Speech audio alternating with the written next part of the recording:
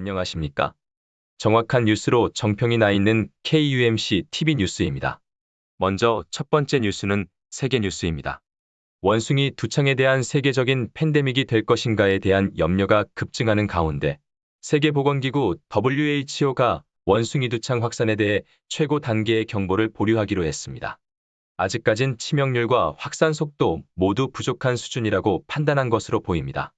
그러나 아직 향후 추세에 따라 제론에 붙일 가능성은 열어두고 있습니다. WHO는 지난 25일 공개한 공식 성명을 통해 현재로선 원숭이 두창 유행이 국제적 공중보건 비상사태 PHEIC에 해당하지 않는다고 밝혔습니다. 이 같은 결정은 2005년 제정된 국제보건규칙에 의거해 지난 23일 소집된 긴급위원회에서 내려졌습니다. 위원회는 일부 국가에서는 확산세가 둔화되고 있다는 사실에 주목하고 있습니다. 그러면서 일반적 인구 집단을 상정했을 때 기초감염 재생산 지수가 0.8로 이를 넘지 않는다는 초기 분석 결과를 제시했습니다. 입원 치료를 요하는 수준의 환자는 소수였고 사망 사례는 면역 저하자 1명뿐이라는 점도 재확인했습니다. 그러나 우려의 강도를 낮추진 않았습니다. 위원회는 아직 원숭이 두창의 전파 방식이 완전히 규명되지 않았고 질병 특성상 접촉자를 추적하는 데 한계가 있다는 것입니다. 각국의 대응 과정에서 성소수자 인권이 침해되고 사회적인 낙인이 심화될 가능성도 지적하고 있습니다. 두창에 대한 면역 수준이 전반적으로 낮은 점을 고려할 때보다 다양한 인구 집단으로 유행이 번질 가능성을 간과해선 안 된다는 목소리도 나왔습니다. 위원회는 PHEIC를 발동하지 않았을 뿐 사태가 심각하다는데 만장일치로 동의했습니다. 추가 확산을 막기 위해선 강력한 대응이 필요하다고도 합의한 상태입니다. 향후 3주간 확산세가 빨라지거나 입원과 치명률이 높아진다면 발동 필요성을 다시 평가할 것이란 단서 또한 붙였습니다. 거버러여수스 WHO 사무총장은 원숭이 두창은 명백히 진화하고 있는 보건 위협이라며 깊은 우려를 표했습니다. 그러나 전문가들은 WHO의 결정이 다소 의외라고 평가하고 있습니다. 비록 전파 속도 등은 전혀 다르지만 코로나19 늑장 대응으로 꾸준히 비판을 받았는데도 정치적 부담을 감수했다는 취지라고 평가했습니다. 원숭이 두창 확진자는 세계적으로 약 4,000명을 넘어선 상태입니다. 아워 월드인데이터에 따르면 지난 24일 기준으로 누적 4,147명의 확진자가 보고됐습니다.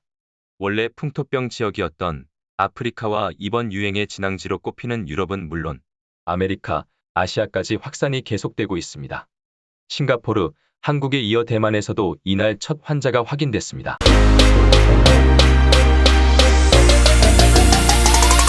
다음 소식입니다. 서해 공무원 사건 발생 당시 피해자 이대준 씨에게 북한군이 총격을 가하고 시신을 소각하는 만행을 저질렀다는 국방부의 발표가 후에 뒤바뀐 것에 대해 하태경 국민의힘 의원은 서훈 당시 청와대 국가안보실장을 핵심 배우라고 지목하며 그가 관광비자로 급히 출국했다는 의혹을 한국 시간 27일 제기했습니다. 하 의원은 이날 MBC 라디오 김종배의 시선집중에서 서 전 실장에 대해 아무런 입장 발표를 안 하고 침묵하고 있다며 제보를 받았는데 원래 연구활동을 하기 위해서는 미국 입국 비자의 일종인 J1 비자로 나가야 됩니다. 그런데 관광비자로 급히 나갔다고 그런다는 의혹을 제기했습니다. 또 하 의원은 국방부가 사건 당시 관련 발표 내용을 뒤집는 과정에 대해 사실 서 전 실장이 배우였다고 지적하기도 했습니다.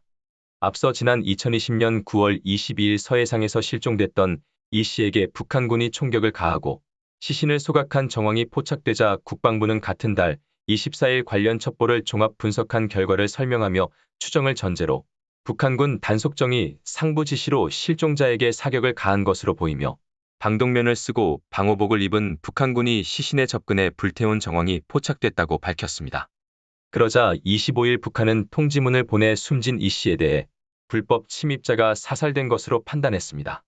침입자가 타고 있던 부유물은 해상 현지에서 소각했습니다. 북한은 북남 관계에 재미없는 작용을 할 일이 발생한 데 대해 미안한 마음을 전한다는 취지의 입장을 밝혔습니다. 이에 27일 국방부는 시신 소각이 추정되며 정확한 사실 확인을 위해 공동조사가 필요라며 입장을 선회했습니다. 하 의원은 이날 방송에서 국방부의 입장이 바뀌는 과정에 대해 2020년 9월 27일 청와대 안보실 사무처 명의로 국방부로 시신소각을 단정하지 말라는 내용의 지침이 내려온다며 그래서 국방부 입장이 바뀐다고 설명했습니다. 그는 또 북한 전통문이 오고 나서 오히려 이 씨를 찾는 수색 배와 비행기가 2배 이상 늘어난다며 문제는 뭐냐 하면 북한의 주장을 우리가 일방적으로 무시할 필요는 없지만 북한이 아무런 근거도 제시하지 않고 일종의 거짓 선동에 가까운 건데 그걸 존중하고 대한민국 국방부의 입장을 바꾸게 했다고 지적했습니다. 특히 하 의원은 이건 굉장히 심각한 진짜 국기문란 사건이라고 강조했습니다. 하 의원은 이 과정에 개입한 핵심 배우로 지목한 서 전 실장의 출국 시점을 묻는 진행자의 질문에 출국 시점은 얼마 안 된 것 같다고 답했습니다. 또 진행자가 이 문제가 불거진 후에 지금 출국을 했다는 것이냐고 묻자 그것보다도 하도 죄 지은 게 많아서 정권 바뀌면 바로 미국 가겠다고 생각한 것 같다는 시각을 제시했습니다. 이어 하 의원은 연구원 활동을 하는데 연구원 비자도 안 받고 관광 비자로 급히 갔는지라며 의문을 제기하고 이 씨 사건에 대해 서 전 실장 그분이 입장을 밝히면 된다. 왜냐면 그분이 주재한 회의에서 지금 변화가 있었기 때문이라고 설명했습니다. 다만 서 전 실장의 해외 출국 및 비자 종류 등에 대해서는 구체적으로 확인된 바 없는 상태입니다. 이에 진행자는 일단 확인 사항으로 남겨놓도록 하겠다고 정리했습니다. 다음 뉴스입니다. 미국 제약사 화이자와 독일 바이오엔테크는 현재의 백신보다 거의 20배 강한 면역 반응을 나타내는 새로운 백신을 개발했다고 발표했습니다. 25일 화이자와 바이오엔테크는 코로나19 오미크론 변이를 겨냥해 개조한 새 백신을 56세 이상 1234명의 임상시험 참가자들에게 새 백신 30 또는 60을 투여한 결과 한 달 뒤 오미크론 변이에 대한 중화항체 수준이 현재의 백신보다 13.5배에서 19.6배 이상 증가한 것으로 나타났다고 발표했습니다. 양사가 오미크론 변이와 코로나19 원형을 모두 겨냥해 개발한 백신 2가 이번 시험에서 기존 백신보다 9.1배에서 10.9배 많은 중화항체를 생성했습니다. 엘버트 블라 화이자 최고 경영자 CEO는 이번 임상 데이터를 토대로 우리는 종전보다 오미크론 변이에 대해 상당히 더 높은 면역 반응을 유도하는 매우 강력한 2개의 오미크론용 개조 백신 후보를 갖게 됐다고 믿고 있다고 말했습니다. 다만 새로 개발한 오미크론용 백신 2가 백신 모두 오미크론의 하위 변이인 BA4와 BA5에 대해선 면역 반응이 3분의 1 수준으로 떨어졌다고 두 회사는 전했습니다. 화이자와 바이오엔테크는 이러한 결과를 미 보건당국에도 공유했다고 밝혔습니다. 미 식품의약국 FDA는 오는 28일 외부 자문위원 회의를 열어 올해 가을부터는 제약사들이 개선시킨 새 백신을 투여할지에 관해 논의할 예정이라고 전해졌습니다. 화이자 바이오엔테크에 앞서 모더나도 최근 오미크론 변이를 타깃으로 개발한 새 백신 2가 BA4와 BA5에 대해서도 중화항체를 생성했다고 발표했습니다.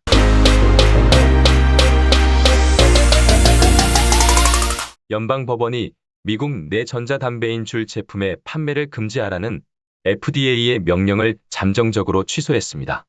DC 순회항소법원은 회사가 비범하고 불법적인 행동이라고 부르는 것에 머물도록 주의 요청을 승인했습니다. 이러한 움직임은 FDA의 연구 결과가 그들의 제품을 사용하는 소비자들의 잠재적인 위험에 대해 중대한 의문을 제기했다고 말한 지 하루도 되지 않아 나왔습니다. 전자담배 회사는 이 결정이 증거가 부족하며 법원이 주례 사건을 추가로 심의함에 따라 그들은 이제 제품을 계속 판매할 수 있게 되었다고 말했습니다. 2019년 줄은 중고등학생들 사이에서 인기를 얻은 후 모든 광고를 중단하고 과일과 디저트 맛을 없애야 한다는 압박을 받았습니다. 다음 해 FDA는 작은 베이핑 장치의 맛을 담배와 멘톨로만 제한했습니다. 주요 연구소의 최고 책임자인 점 원로는 악시오에게 보낸 성명에서 회사가 FDA의 규정과 법에 따라 결정을 호소하고 규제 기관에 참여하는 것을 포함하여 다른 옵션을 모색할 것이라고 말했습니다. 주은 FDA가 검토 중에 판매를 허용했을 때 FDA가 즉시 시장에서 제품을 제거하는 것에 대해 중요하고 긴급한 공공의 이익이 있었다고 주장할 수 없다고 말했습니다. 한편 법원은 그들의 결정이 동의의 득실에 대한 판결로 해석되어서는 안 된다고 언급했습니다.